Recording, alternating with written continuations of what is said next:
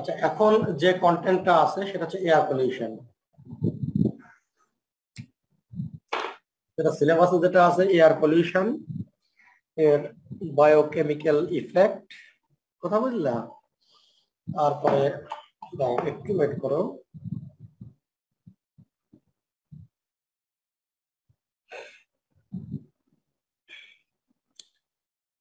Biochemical effect of some air pollutants, কথা বুঝলা? Air pollution from automobiles, from industries, major sources of air pollution from Bangladesh, এই জাতীয় জিনিসগুলো content গুলো আছে। তো ঠিক আছে, এখন এয়ার পলিউশন বলতে তোমরা কি বুঝো? পলিউশন বলতে কি বুঝো তোমরা?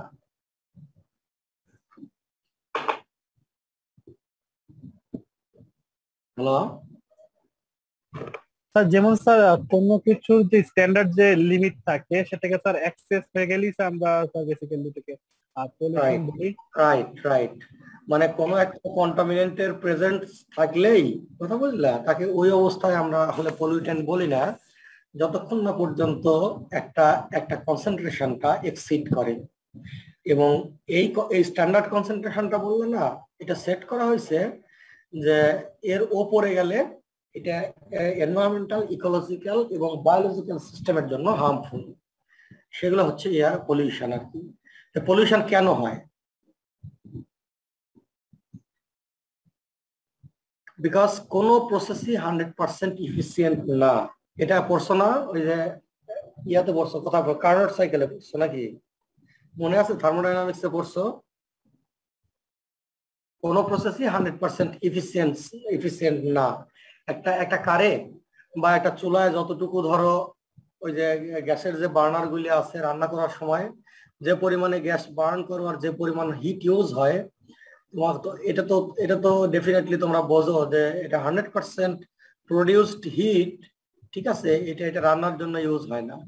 তেমনি গাড়িতে যে পরিমাণে ধরো ফুয়েল বার্নিং হয়, 100%টা এটা এনার্জিতে কনভার্ট হয় না, কথা বুঝলে? ল্যাক অফ প্রিভেনশন, ঠিক আছে, unwillingness to invest for technology.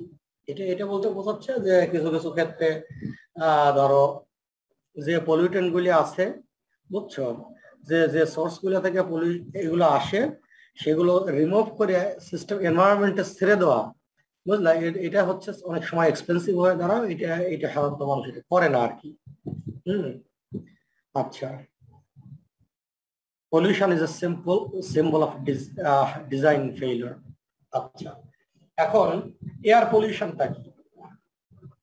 Air pollution simply কোন কেমিক্যালস যদি অ্যাটমসফিয়ারে যদি আমরা অ্যাড হয় by natural events or by human activities in high enough concentrations to be harmful for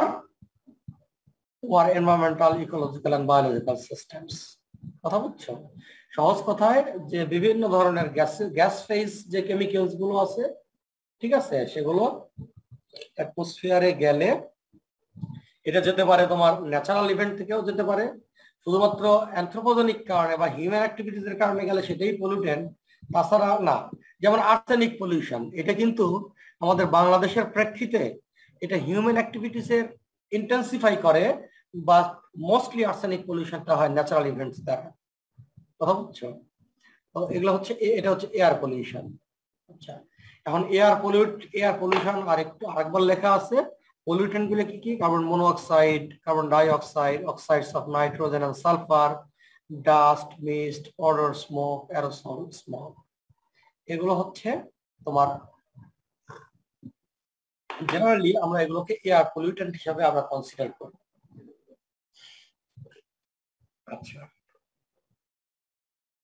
তো যেমন এয়ার পলিউশনের ক্ষেত্রে, কথা বুঝলে, তোমার এই পলিউটেন্ট গুলো যাওয়ার ফলে তোমার এই পলিউটেন্ট গুলো ডিরেক্টলি ক্ষতি করতে পারে, আবার এই পলিউটেন্ট গুলো যাওয়ার ফলে অ্যাটমসফিয়ারিক যে নর্মাল যে কেমিক্যাল কম্পোজিশন, এগুলোর যদি ইমব্যালেন্সও করে, বুঝলা, সেই ক্ষেত্রেও তোমার এটা হচ্ছে sometimes life threatening.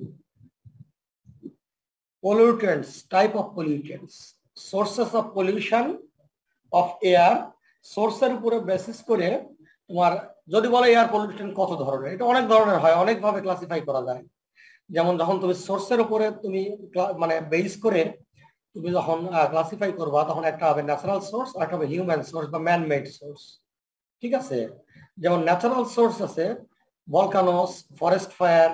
Forest fire থেকে কি কিভাবে কিভাবে এয়ার পলিউট করে বলো তো? ফরেস্ট ফায়ার থেকে কি কি পলিউটেন্ট যেতে পারে?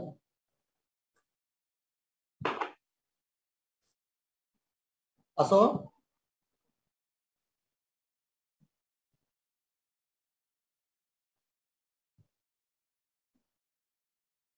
শুনতে পাচ্ছ তোমরা? জি স্যার। আচ্ছা, ভলকানো থেকে কি কি যায়? বিভিন্ন ধরনের হাইড্রোজেন সালফাইড যেতে পারে, carbon die oxide, carbon monoxide, অনেক কিছু সিস্টেমের মধ্যে যায় ভলকানো থেকে। ফরেস্ট ফায়ার থেকে কি যেতে পারে? ফরেস্ট ফায়ার থেকে forest fire sir, forest fire থেকেও carbon die oxide, carbon monoxide এগুলো যেতে কার্বন পারে। ডাই অক্সাইড যেতে পারে, কার্বন মনোঅক্সাইড যেতে পারে।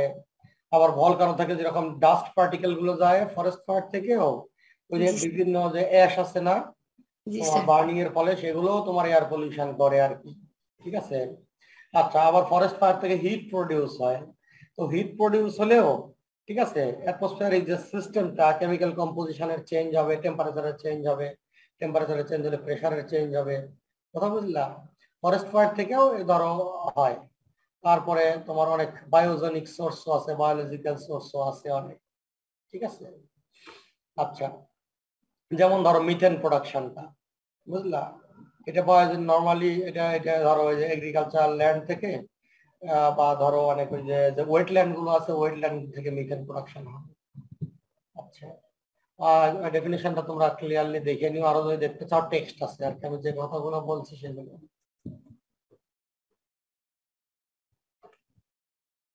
আচ্ছা, তবে অ্যানথ্রোপোজেনিক সোর্স যেটা, এটাই হচ্ছে এই সিলেবাসটা যেভাবে করা হয়েছে, আর মেইন ফোকাসটাই হচ্ছে অ্যানথ্রোপোজেনিক সোর্স পলিউশনের ক্ষেত্রে মেইনলি, বা আমরা এটা নিয়েই বেশি কনসার্নড আর কি। আচ্ছা, anthropogenic sources of air pollution, কথা বুঝলেন? আচ্ছা, এটা রেগুলার সোর্স হতে পারে, এটা ফিউগেটিভ সোর্স হতে পারে। রেগুলার সোর্স মানে কি, এটা কোথায় কোথায় থেকে আসতেছে আর কি, রেগুলারলি যেখান থেকে যাচ্ছে। ফিউগেটিভ সোর্সটা কি, এটা kind of non point source এবং কাইন্ড অফ আনসার্টেইন আর কি, যে কোথায় থেকে আসতেছে ইউ ডোন্ট নো আর কি, জাস্ট কোন পয়েন্ট থেকে আসতেছে। বুঝলা? এগুলো হচ্ছে ধরো ফিউগেটিভ সোর্স। তো এই ফিউগেটিভ সোর্স গুলো ডিফিকাল্ট টু ম্যানেজ আর কি। The channels through which pollutants are coming out or sources are not specified. আচ্ছা, এখন পলিউশন ফ্যাক্ট কি, পলিউশন নিয়ে আমরা কনসার্ন কেন? Because approximately 23% of deaths are linked to the environment, first of all. কথা বুঝলাম? And roughly ঠিক আছে 1.6 million deaths a year, মানে যেটা যেটা 23% of total deaths, এবং যদি নাম্বারে বলি হচ্ছে তোমার মানে অ্যাপ্রক্সিমেটলি 13 মিলিয়ন ডেথস। তো দেখো, deaths from air pollution contribute to 90% deaths globally.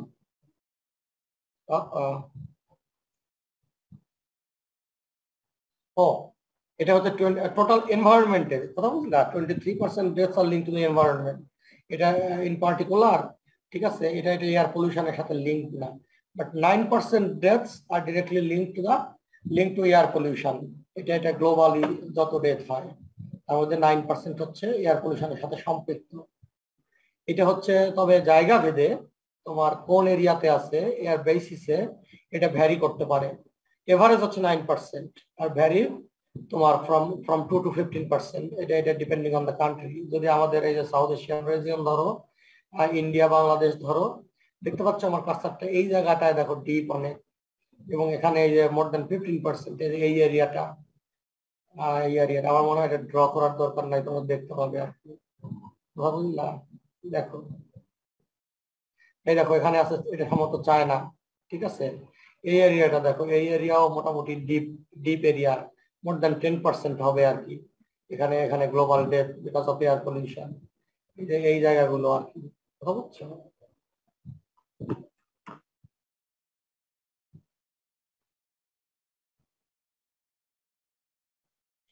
আচ্ছা, 2% across high income countries to close to 15% across many countries in South and Southeast Asia. Yes, তার মানে এই এয়ার পলিউশনের ক্ষেত্রে তোমার তোমার এয়ার পলিউশন যদিও জনিত ডেথটা বুঝলা এটা খুবই কম হাই ইনকাম কান্ট্রিতে। যেমন দেখো এখানে এই যে এখানে দেখো এই জায়গাটা হচ্ছে ইউএসএ, ওপরে এটা কানাডা, কথা বুঝলা। তারপরে এই কান্ট্রিটা এটা সম্ভবত ব্রাজিল হবে, এটা ব্রাজিল, ঠিক আছে। দেখো এখানে অস্ট্রেলিয়া, দেখতে পাচ্ছ তোমরা এই কান্ট্রি গুলোতে তোমার দেখো এয়ার পলিউশনের কারণে ডেথ রেটটা অনেক কম। আরো কিছু ক্লাসিফিকেশন আছে, for example according to the origin, according to the state of matter, according to the sources, according to the sources, আরো কিছু আছে আর কি যেটা বলছি ডিসকাস করছি। আচ্ছা, অ্যাকর্ডিং টু দা অরিজিন যেমন প্রাইমারি এবং সেকেন্ডারি পলিউশন, তোমাদের ধারণা আছে? ধারণা থাকলে আমি স্কিপ করে যাবো। শুনতে পাচ্ছ? জি স্যার। হ্যাঁ, প্রাইমারি আর সেকেন্ডারি পলিউশন কি তোমরা জানো তো নাকি? প্রাইমারি পলিউটেন্ট কি আর সেকেন্ডারি পলিউটেন্ট কি?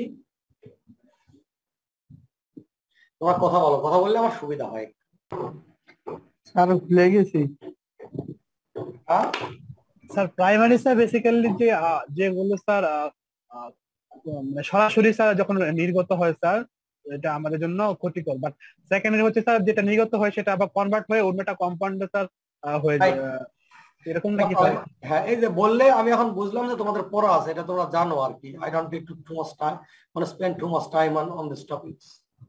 তারপর দেখো according to state of matter, gaseous and particulate, তোমরা দেখেই বুঝতেছো তাই না? তোমার অ্যাকর্ডিং টু দ্য সোর্সেস, তোমার indoor pollution, outdoor pollution. Indoor air pollutant আছে, আউটডোর থেকেও এয়ার পলিউশন হয়। আমরা মেইনলি আউটডোর এয়ার পলিউশন নিয়ে বেশি ডিসকাস করি। ইনডোর এয়ার পলিউশন কি? যেমন ধরো কুকিং থেকে, রান্না থেকে ধরো যে পলিউশনটা হয় সেটা, বিভিন্ন পারফিউম আছে না, পারফিউম ইউজ করি আমরা বাসায়, সেখান থেকে পলিউশন হতে পারে, কথা বুঝছো? তো প্রাইমারি পলিউটেন্ট দেখো, যদি এক্সাম্পল হিসাবে দেখি, primary pollutant carbon monoxide, carbon dioxide, oxides of nitrogen, methane, sulphur dioxide, এই গ্যাসগুলো সরাসরি অ্যাটমসফিয়ারে যায়, বিভিন্ন সোর্স থেকে যায়, এটা প্রাইমারি পলিউটেন্ট। সেকেন্ডারি পলিউটেন্ট কি? প্রাইমারি পলিউটেন্ট গুলো যখন রিয়াক্ট করে ফার্দার কোনো একটা কেমিক্যাল স্পেসিস বা পলিউটেন্ট ফর্ম করে তখন তাকে বলা হয় সেকেন্ডারি পলিউটেন্ট। যেমন ধরো sulphur trioxide, nitric acid, sulphuric acid, hydrogen peroxide, কথা বুঝলে? ওজোন, ওজোনটাও কিন্তু একটা প্রাইমারি পলিউটেন্ট। ওইটা কোনো সোর্স থেকে অ্যাটমসফিয়ারে যায় না, instead it forms in the atmosphere, ঠিক আছে? আচ্ছা, pollution according to the state of matter. দেখো এটা হচ্ছে তোমার, এটা একটা গ্যাসিয়াস পলিউটেন্ট হতে পারে, আবার পার্টিকুলেট পলিউটেন্ট হতে পারে। গ্যাসিয়াস পলিউটেন্ট কোনগুলো? বিভিন্ন গ্যাসগুলো, VOC, ভোলাটাইল অর্গানিক কার্বন, তাই না? Sulphur dioxide, oxides of nitrogen, ঠিক আছে। তারপরে এই যে আবার অক্সাইডস অফ নাইট্রোজেন, এগুলো হচ্ছে ধরো তোমার কার্বন ডাইঅক্সাইড, এগুলো তোমার গ্যাসিয়াস পলিউটেন্ট। আর পার্টিকুলেট পলিউটেন্ট কোনগুলো? পার্টিকেল ধরো ডাস্ট পার্টিকেল, তাই না? যেমন কোথা থেকে বললাম, ফ্রম ফরেস্ট ফায়ার, এগুলো হচ্ছে তোমার পার্টিকুলেট ম্যাটার আর কি। আচ্ছা, ইনডোর এয়ার পলিউটেন্ট কোনগুলো? দেখো এখানে দেওয়া আছে, জাস্ট তোমরা একবার চোখ দেখলেই বুঝবা। মানে আই ডোন্ট ওয়ান্ট টু মানে এটা ডিসকাস ইন ডিটেইলস আর কি। বাথরুম থেকে কি কি পলিউটেন্ট হতে পারে, যদিও এগুলোর পরিমাণ, লিভিং রুম থেকে কি কি হতে পারে, কথা বুঝলা? তারপরে তোমার আউটডোর থেকে কি কিভাবে হতে পারে, বেডরুম থেকে কি কি, লন্ড্রি রুম থেকে কি কি, কিচেন থেকে কি কি। এখানে মোটামুটি এটা ইন্টারনেট থেকে কালেক্টেড, আমার মনে হয় এখানে মোর ক্লিয়ারলি একটা আইডিয়া পাওয়া এখান থেকে। আচ্ছা, এখন sources of outdoor air pollutant কি, যেটা আমরা ডিসকাস করি, যেমন ধরো অটোমোবাইলস, তারপরে ফসিল ফিউয়েলস, তারপরে ওয়েস্ট বার্নিং, হ্যাঁ, তারপরে স্মগ, তারপরে আছে কেমিক্যাল ফার্টিলাইজার, ঠিক আছে। এগুলো ভোলাটাইল হয়ে মানে এগুলো অ্যান্থ্রোপোজেনিক সোর্স আর কি। আবার ন্যাচারালও হতে পারে আর কি আউটডোর গুলি। আচ্ছা, effect of air pollution. Air পলিউশনের ইফেক্টটা কি? এয়ার পলিউশনের ইফেক্ট থাকতে পারে in general on living organism, ঠিক আছে, বা এই যে ধরো ইনক্লুডিং মাইক্রো অর্গানিজমস, হিউম্যানস আর আদার অ্যানিমালস, তারপরে এয়ার পলিউশনের ইফেক্ট থাকতে পারে অন প্ল্যান্টস, গাছের উপরে, and on materials. Effect of air pollution on humans.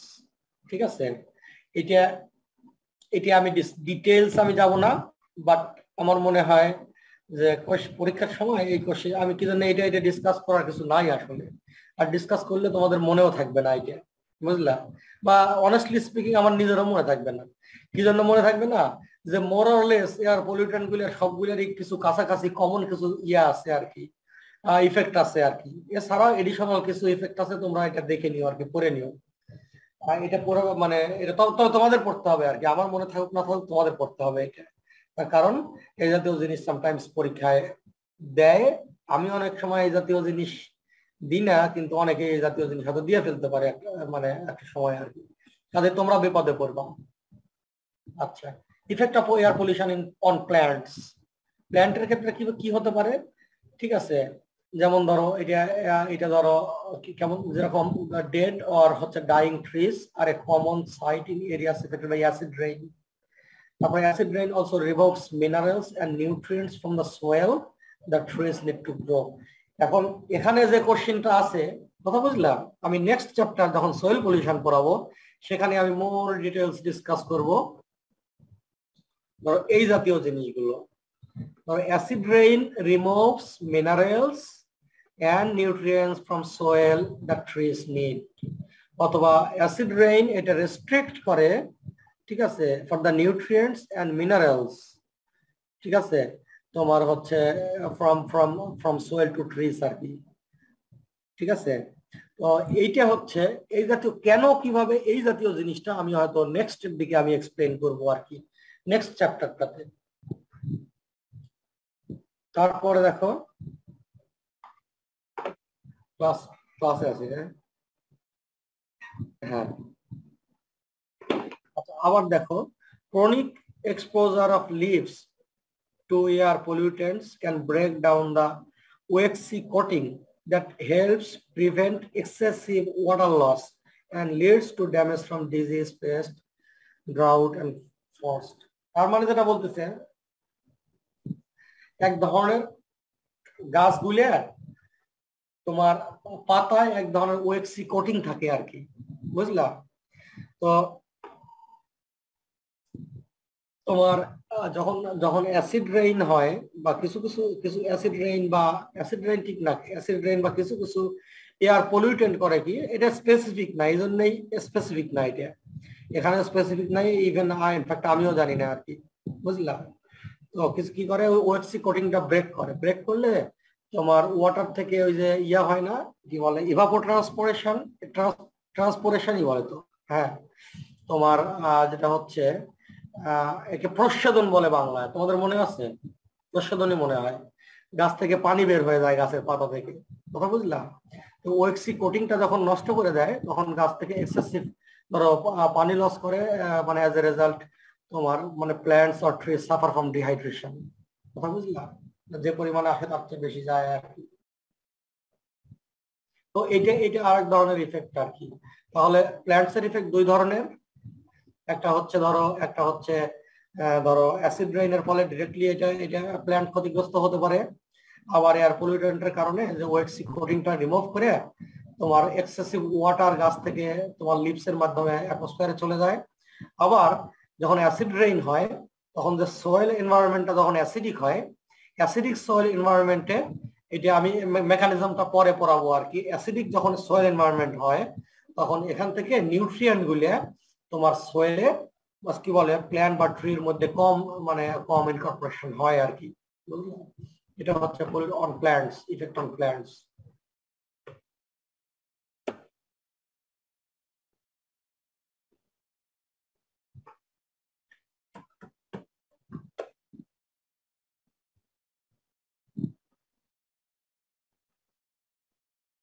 এটা তো যায় না।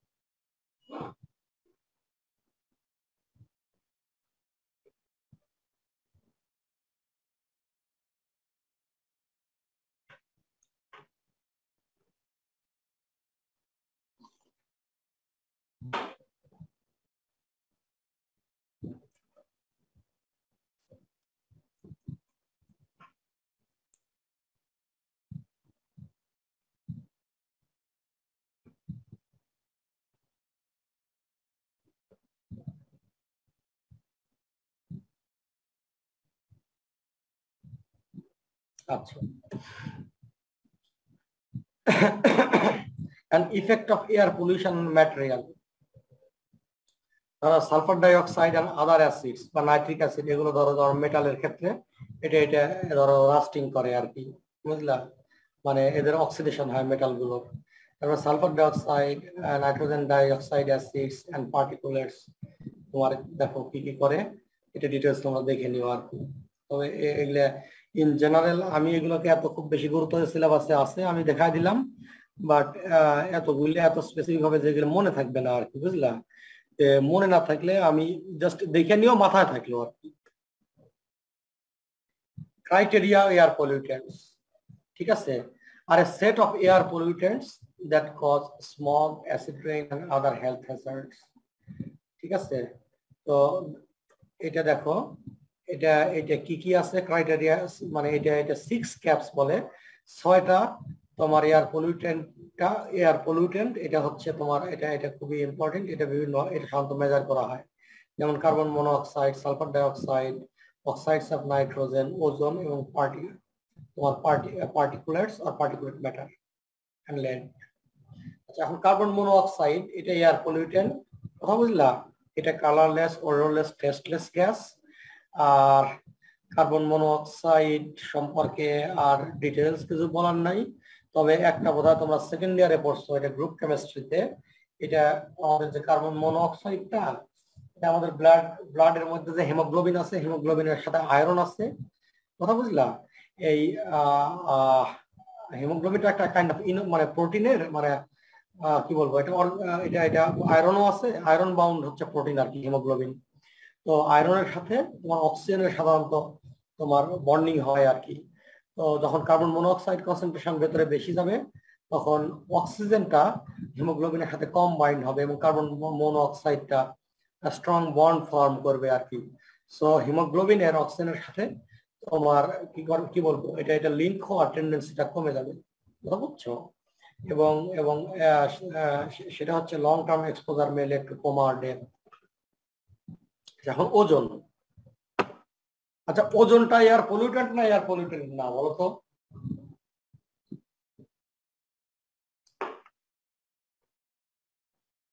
হ্যালো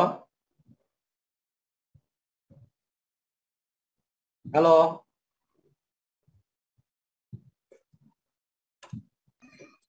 জি স্যার। ওজনটা এয়ার পলিউটেন্ট না এয়ার পলিউটেন্ট না? স্যার যেটা ওজোনোস্ফিয়ারে আছে স্যার ওইটা এয়ার পলিউটেন্ট না, কিন্তু যেটা আমাদের বায়ুমণ্ডলের ট্রোপোস্ফিয়ারে আছে স্যার এটা এয়ার পলিউটেন্ট। এটা গুড, তোমাদের তো ভালো ধারণা আছে, এগুলো ভালো করছো আর কি। আমি এগুলা খুব বেশি ডিসকাস করব না, কিছু সিলেবাসের রিপিটিশন আর কি, কথা বুঝলাম।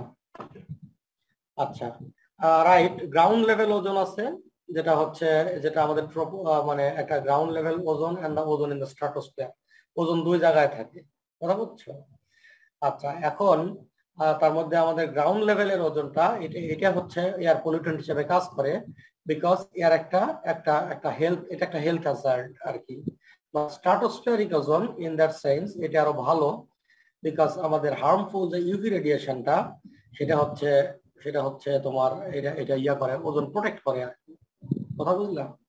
এই তো ওজন স্ট্রাটোস্ফিয়ারে ভালো, তাই না? বুঝছো? হ্যালো জি স্যার, শুনতে পাচ্ছি স্যার। জি স্যার শুনতে পাচ্ছি। তো আমাদের স্ট্রাটোস্ফিয়ারটা যদি পুরো ওজন একদম সলিড ওজন লেয়ার থাকে স্ট্রাটোস্ফিয়ারে, মানে কোনো ইউভি রেডিয়েশনই পাস হলো না আমাদের অ্যাটমসফিয়ারে, তাহলে কি ভালো হবে না খারাপ হবে?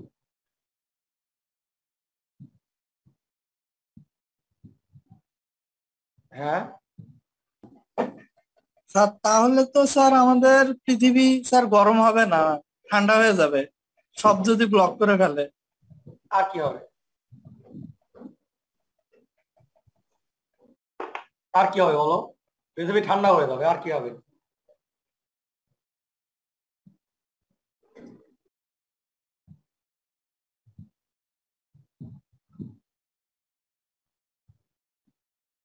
ফটোসিনথেসিস হবে না স্যার, ইউভি রে তো থাকবে না স্যার। একদম, ইউভি রেডিয়েশন যদি নাই আসে ফটোসিনথেসিস হবে? ফটোসিনথেসিস হবে না। জি স্যার। না হলে কি ফুড প্রোডাকশন হবে? না স্যার। তাহলে আমরা মানে ফুড সাইকেলের যে চেইনে আছি, তাহলে আমাদের আমাদের আমাদের মানে মানে যে যে মানে ফুড সাইকেলটা এটা এটা ইয়া হবে না, হ্যাম্পার হবে না। মানে এক সময় পৃথিবীতে কোনো লিভিং কোনো কিছুর অস্তিত্বই থাকবে না যদি যদি ইউভি রেডিয়েশনটা না আসে। এখন যদি আমি কোশ্চেন করি যে সব ইউভি রেডিয়েশন না, আমি বললাম যে স্ট্র্যাটোস্ফিয়ারটা ইজ ফুল অফ ওজোন, একদম সলিড লেয়ার অফ ওজোন, তাহলে কি হবে? আসলে কি হবে আমি নিজেও জানি না, কথা বুঝলে অনেক কিছুই হতে পারে, বুঝলা? তার কারণ যে ওজোন ইউভি রেডিয়েশনটা অ্যাবজর্ব করে, ইটস ট্রু, বাট ইউভির তো একটা বড় রেঞ্জ আছে, তোমরা জানো তো এটা নাকি? একটা রেঞ্জ আছে না ইউভি লাইটের, শুনতে পাচ্ছ? জি স্যার। ইউভির একটা রেঞ্জ আছে আর কি, বুঝলা? তো ওজোন নিশ্চয়ই তোমার ফুল রেঞ্জ অফ ইউভি রেডিয়েশনকে তোমার এটা মানে ইয়া করবে না, আটকাবে না। ইউভি রেডিয়েশনকে আটকাবে একটা নির্দিষ্ট ওয়েভ লেন্থের। আমি ভুলে গেছি আর কি এটা ইনপুট করতে, বুঝলা? নেক্সট টাইমে যদি কখনো সুযোগ হয় আমি বলবো আর কি, বা তোমরা বইতে দেখে নিতে পারো। এটা একটা নির্দিষ্ট ওয়েভ লেন্থের ইউভি কে ওজোন প্রোটেক্ট করে, সেগুলোকে ট্র্যাপ করে, বুঝলা? এখন এখন সেগুলোকে ট্র্যাপ করলে এমন দেখা যাচ্ছে ইউভির যে রেঞ্জটা আছে, ওজোন ট্র্যাপ করে এক ধরনের ইউভি কে একটা ওয়েভ লেন্থের, ফটোসিনথেসিসের জন্য দরকার হয়তো দরকার হয় আরেকটা ওয়েভ লেন্থের ইউভি লাইট, বুঝলা? মানে ইউভি লাইট মানে জেনারেলাইজড একদম ইউভি লাইট তা না, UV light A, UV light B, UV light C, এরকম আছে আর কি। আবার আছে কিছু কিছু জায়গায় ক্লাসিফাই করে নিয়ার ইউভি, ফার ইউভি, ঠিক আছে? এরকম ভাবেও ক্লাসিফাই করে। এটা এটা ইউভির এনার্জির উপর বেসিস করে। লো এনার্জির ইউভি লাইট আছে, হাই এনার্জির ইউভি লাইট আছে, বুঝলা?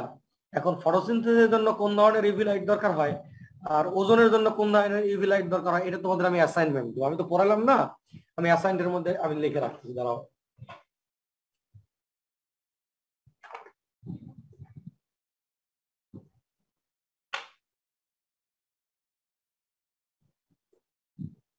ওজন ট্র্যাপিং এন্ড ফটোসিনথেসিস, যাও এটা আমি অ্যাসাইনমেন্ট দেবো, মনে থাকলে পরীক্ষাটাও দিয়ে দেবো যদি ফাইনাল পরীক্ষা অসুখ থাকে। আচ্ছা, ওজন ফরমেশন এন্ড ডিপ্রেশনের মেকানিজম, আই নো তোমাদের এটা পড়া আছে আর কি, আমি যতদূর মানে আমি বুঝতে পারি আর কি, ঠিক আছে? তোমার অক্সিজেন মলিকিউল এটা এটা এটা এটা ডেফিনেটলি এই ফরমেশন মেকানিজমটা এটা ট্রপোস্ফিয়ারে, এটা সরি এটা এটা এটা এটা ইয়াতে বলে স্ট্রাটোস্ফিয়ারে আর কি। দেখো দুই ভাবে ফর্ম হয়, দুই মেকানিজমই এখানে আছে আর কি, উপরে নিচে তোমরা দেখো আর কি, বুঝলা? এই একটা হচ্ছে অক্সিজেন ব্রেকডাউন হয়ে অক্সিজেন ফ্রি রেডিক্যাল হচ্ছে, অক্সিজেন অ্যাটম আর হচ্ছে তোমার কি বলে অক্সিজেন মলিকিউল কম্বাইন করে ওজন ফর্ম করতেছে, এটা ক্লিয়ারলি এখান থেকে দেখো। আর আরেকটা ভাবে হতে পারে, ধরো light, heat from the sunlight, তোমার নাইট্রোজেন ডাই অক্সাইড আর ভোলাটাইল অর্গানিক কার্বন কম্বাইন করে ওজন ফর্ম করে, but I don't understand the detail mechanism and I do not see anywhere, মানে এই মেকানিজমটা কিভাবে হচ্ছে আর কি, ঠিক আছে? সালফার ডাই অক্সাইড এটা অলসো এয়ার পলিউটেন্ট, এটা কোন কোন সোর্স থেকে আসে তোমরা এটা দেখে নিও আর কি, এটা এটা বললেও তোমাদের মনে থাকবে না, এটা তেমন বোঝানোর কিছু এখানে আছে বলে আমার মনে হয় না। আচ্ছা, sources of sulphur dioxide in UK আর বিভিন্ন সোর্স থেকে, কথা বুঝলা? এটা আমি ওই যে আওয়ার ওয়ার্ল্ড ইন ডেটা আর কি একটা একটা ওয়েবসাইট আছে, এখান থেকে অনেক অনেক তথ্য তোমরা পাবা, বুঝলা? Hour world in data search দিলেই পাবা, বুঝলা? তো ওখানে সালফার ডাই অক্সাইডের ডেটা আছে শুধু ইউকের ক্ষেত্রেই, গ্লোবালি নাই, যার কারণে আমি দেখাইনি আর কি। মেইনলি আসে হচ্ছে এনার্জি প্রোডাকশন থেকে সবচেয়ে বেশি আসে, তুমি দেখো। তারপরে আসে স্মল হচ্ছে non road mobile sources and machineries থেকে, তারপরে ম্যানুফ্যাকচারিং ইন্ডাস্ট্রি এন্ড কনস্ট্রাকশন থেকে, বিভিন্ন সোর্স থেকে আসতে পারে আর কি। আচ্ছা, সালফার ডাই অক্সাইডের সাথে তোমার এটা খুবই টক্সিক একটা গ্যাস। তোমার 1952-তে কথা বুঝলা লন্ডনে তোমার সালফার ডাই অক্সাইড হচ্ছে বেড়ে গেছিল আর কি কোনো এক কারণে, বুঝলা? এবং ডেথ রেটও বেড়ে গেছিল। তো এই যে প্লট করছে আর কি যে এটা ডে 1 থেকে ডে 13 পর্যন্ত তোমার দেখো সালফার ডাই অক্সাইড কনসেন্ট্রেশন যেভাবে বাড়তেছে, তোমার ডেথও নাম্বার অফ ডেথস একইভাবে একই পর্যন্তই বাড়ছে, কমা শুরু করছে, এটাও কমা শুরু করছে আর কি, জাস্ট রিলেশন। আচ্ছা, অক্সাইডস অফ নাইট্রোজেন, নাইট্রোজেনের সোর্স নাইট্রোজেনের মেইনলি সোর্স অ্যাটমসফিয়ারে যায় এগ্রিকালচারাল মানে প্র্যাকটিস থেকে, বুঝলা। তারপরে মাইনর সোর্স কোনটা কোনটা আছে, কিছু তোমার পাওয়ার প্ল্যান্ট থেকে আসতে পারে, ট্রান্সপোর্টেশন থেকে আসতে পারে, ম্যানুয়ার ম্যানেজমেন্ট থেকে আসতে পারে। মোস্টলি নাইট্রোজেনের সোর্স হচ্ছে এগ্রিকালচারাল ল্যান্ড আর কি, কথা বুঝলাম।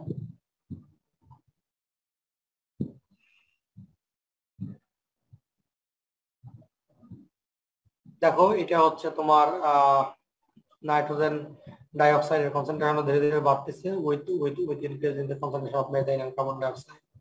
গ্রাফে দেওয়া আছে। অ্যাসিড রেইন কি তোমরা জানো, কথা বুঝলা। আমি অ্যাসিড রেইন হচ্ছে সাধারণত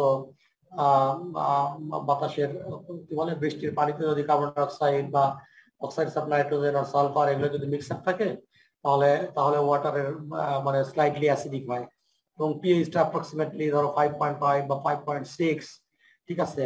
মানে অ্যাসিড মানে অরিজিনাল অ্যাসিড রেইনে এরকম ধরনের ইয়ে থাকে আর কি। আচ্ছা, ইউজুয়ালি ধরো 5 বা 5.5, তবে অ্যাসিড রেইনে পিএইচ 2.5 পর্যন্ত তোমার recorded in some parts of the world, কথা বুঝলাম। আচ্ছা, অ্যাসিড রেইনটা অ্যাসিড ডিপোজিশনটা কিভাবে হয় তোমরা এটা ডিটেইলস জানো, I don't want to go through in details, কথা বুঝলাম। ইফেক্টস অফ অ্যাসিড রেইন তোমরা দেখো এখানে, ঠিক আছে। তোমার এই যে ফরেস্টের উপরে, তারপরে ধরো তোমার একটা অ্যাকোয়াটিক সিস্টেমে ফিশ আছে, অ্যাসিড রেইন হলে ফিশ কিলিং হয়, কথা বুঝলা। তারপরে হচ্ছে statue weathering by acid rain, because when স্ট্যাচুটা ধরো যদি তোমার ইয়ার হয় কি বলে, যদি রক্স এর হয়, পাথর দ্বারা তৈরি করা হয়, অথবা কোনো মেটালিক হয়, কথা বুঝলা, সেক্ষেত্রে এদের অক্সিডেশন হয় বা ওয়েদারিং হয়ে স্ট্যাচুর ওয়েদারিং হয়। পার্টিকুলেট অর্গানিক ম্যাটারটা আসলে দুই ভাগে ক্লাসিফাই করা হয়, PM 2.5 আর PM 10, ঠিক আছে। আচ্ছা, এটা দেখো, এটা একটা হিউম্যান হেয়ার যদি হয় তাহলে PM 2টা কত বড় হবে আর PM 10টা কত বড় হবে, এখান থেকে তোমরা আন্দাজ করে নিতে পারো আর কি। এটা একটা ধারণা পাবো আর কি, যে কোন সাইজের আর কি, ঠিক আছে। আচ্ছা, পার্টিকুলেট ম্যাটার কি ইন ডিটেইলস এখানে আছে, আমি ডিটেইলস যাব না আবার, বুঝলা।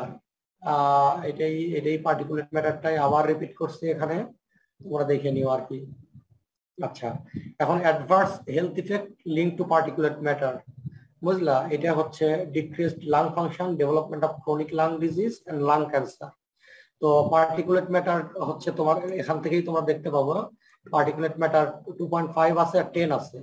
2.5 এর কি এটা সাইজটা ছোট এবং PM 10 এর সাইজটা বড়, যার ফলে পার্টিকুলেট ম্যাটার যেটা স্মল সাইজ এটা আমাদের রেসপিরেটরি সিস্টেমের অনেক ডিপে যেতে পারে, যার ফলে তো তারা হচ্ছে তাদের হার্মফুল ইফেক্টটা বেশি আর কি। পার্টিকুলেট ম্যাটার স্মল সাইজের, দেখো PM 2 can penetrate deep into the lungs, having serious death consequences, health consequences for the lungs and heart, ঠিক আছে। আচ্ছা, আরেকটা হোমওয়ার্ক তোমাদের থাকলো, identify and describe differences between Dhaka city and your hometown that contribute to the weather differences between them, কথা বুঝলা, যা পড়লাম তার উপর থেকে। and that's all আমি আমার পক্ষ থেকে আর কি।